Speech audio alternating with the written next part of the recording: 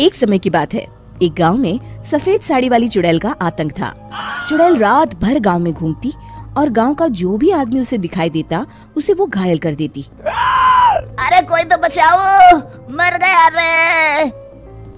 एक रात हरिया अपने खेत से अपने घर लौट रहा था कि तभी अचानक उसके सामने चुड़ैल आ जाती है। अरे बाप रे, ये चुड़ैल कहाँ से आ गई? आज तो मैं गया काम से।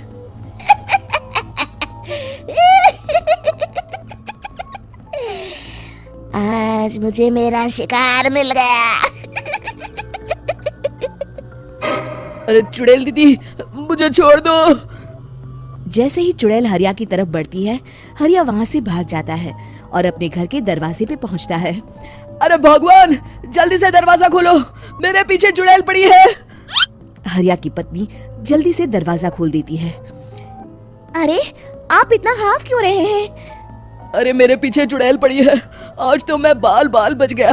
जल्दी से सभी दरवाजे और सभी खिड़कियों को बंद करके बत्ती बुझा दो। तभी चुड़ैल हरिया के घर के पास पहुंच जाती है। अरे वो आदमी कहाँ गायब हो गया? मैं भी देखती हूँ आखिर कब तक बचेगा। मैं अपने शिकार को इतनी आसानी से नहीं छोड़ती।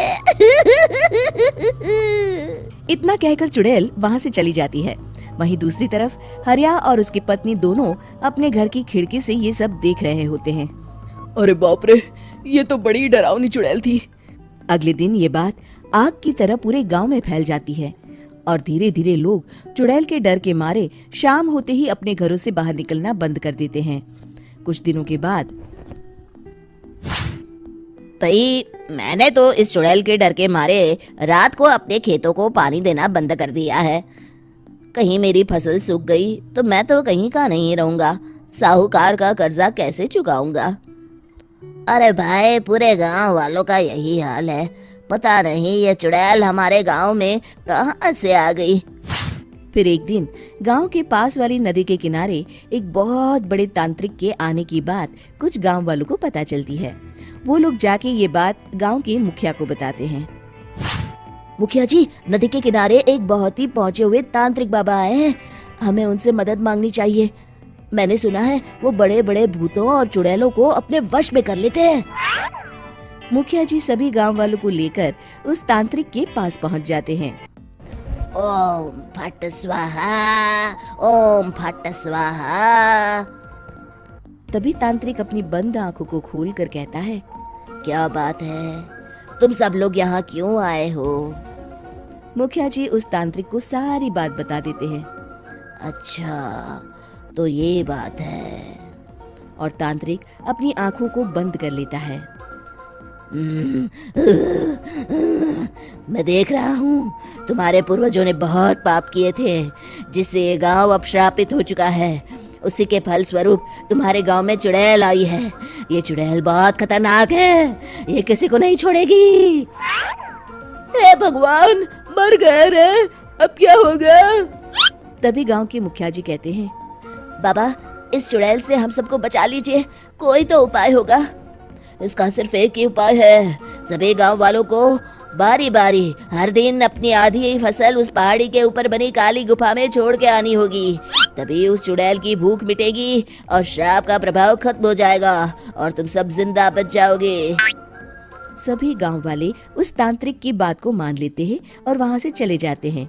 फिर अगले दिन से रोज उस गांव के लोग बारी बारी से अपनी आधी फसल उस काली गुफा के पास जाकर रखाते। कुछ दिनों बाद हरिया की बारी आती है। बाप रे, आज तो मेरी बारी है उस काली गुफा में जाने की। क्या करूं? वो तो बड़ी खतरनाक चुड़ैल है। मेरे तो हाथ पैर कांप रहे हैं। फिर हरिया डरते डरते अनाज की बोरियां अपनी बैलगाड़ी में लाद देता है। तभी हरिया की पत्नी उससे कहती है, देखो जी, संभल के जाना और किसी भी हालत में शाम होने से पहले वापस आ जाना। उस चुड़ैल का कोई भरोसा नहीं है जी। हरिया बैलगाड़ी में बैठते हुए कहता है, भगवान, मैं क्या वापस आऊंगा? लगता है अब तो मेरी खबर ही आएगी। इतना कहकर हरिया वहां से चला जाता है। रास्ते में जंगल से गुजरते हुए हरिया की बैलगाड़ी का एक चक्का बड़े गड्ढे में फंस जाता है। हे भगवान, अब ये क्या मुसीबत है? हरिया नीचे उतर के पूरी ताकत से अपनी बैलगाड़ी को गड्ढे से निकालने की कोशिश करता है। बहुत देर मेहनत करने के बाद हरिया की बैलगाड़ी उस गड्ढे से बाहर निकल जाती है। हे भगवान, अब तो शाम होने वाली है। आज तो मैं गया काम से। जैसे तैसे हरिया काली गुफा में पहुंच जाता है। अरे मर गया रे, यहाँ तो चारों तरफ डरावना माहौल है। मैंने यहाँ आने में बहुत देर कर दी, कहीं चुड़ैल नाराज ना हो जाए। हरिया अनाज की बोरिया वहाँ रख के जैसे ही जाने लगता है, तभी उसे किसी के आने की आवाज सुनाई देती है। हरिया एक कोने में छुपकर अंदर देखने लगता है। चुड़ैल वहाँ आती है और फिर अपने चेहरे से नकली चुड़ैल का मुखौटा निकाल देती है। हरिया ये देख के हक्का बक्का रह जाता है। तभी चुड़ैल कहती है, भैया यहाँ आना।